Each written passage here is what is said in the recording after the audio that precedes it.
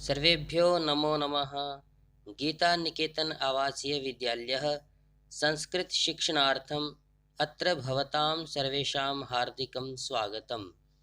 कक्षा सप्तमी तृतीयः पाठः श्रद्धावान् लभते ज्ञानम् इत्यर्थे श्रद्धावान व्यक्ति ही ज्ञान को प्राप्त करता है।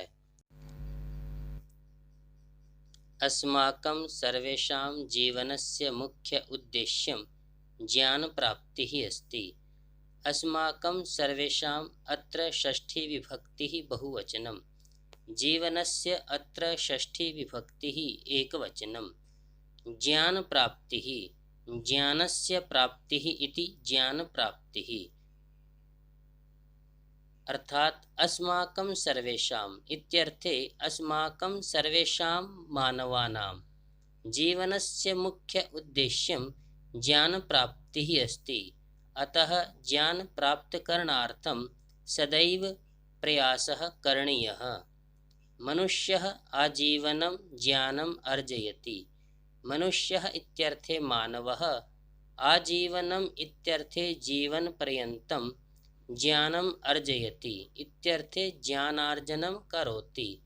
अर्थात मानवः जीवनपर्यन्तं ज्ञानार्जनं करोति। तस्य अर्जितज्ञानस्य एव आधारेण स्वजीवनं जीवति। तस्य इत्यर्थे मानवस्य अर्जितस्य ज्ञानस्य एव आधारेण स्वजीवनं जीवति।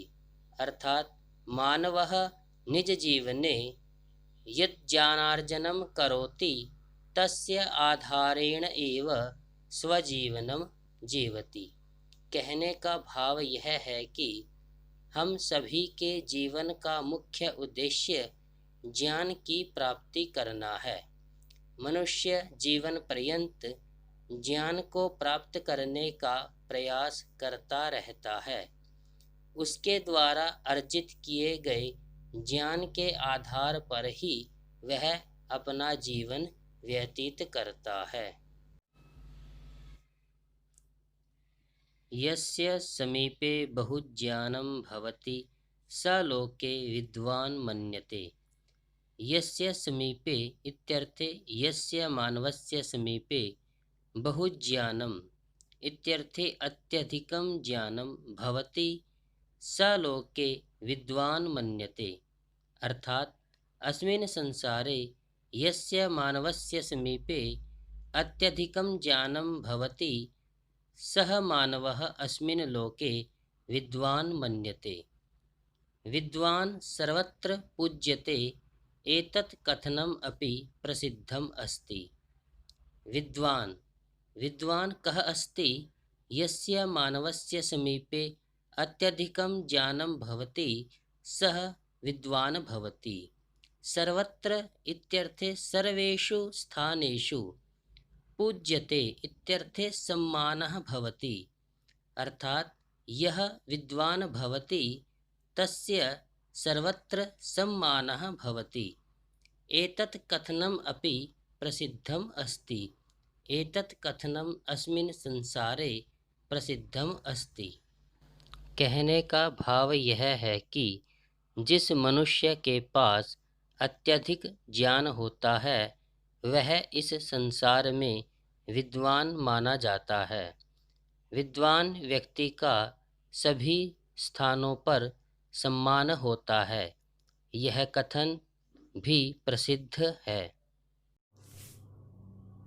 ज्ञानस्य प्राप्तिः गुरोः आचार्यस्य वा सकाशात् भवति, परन्तु तस्य अभ्यासः पुस्तकेन स्वाध्यायेन च भवति। प्राचीनकालात् एव अस्माकं देशे ज्ञानपरम्परा अतीव समृद्धा अस्ति।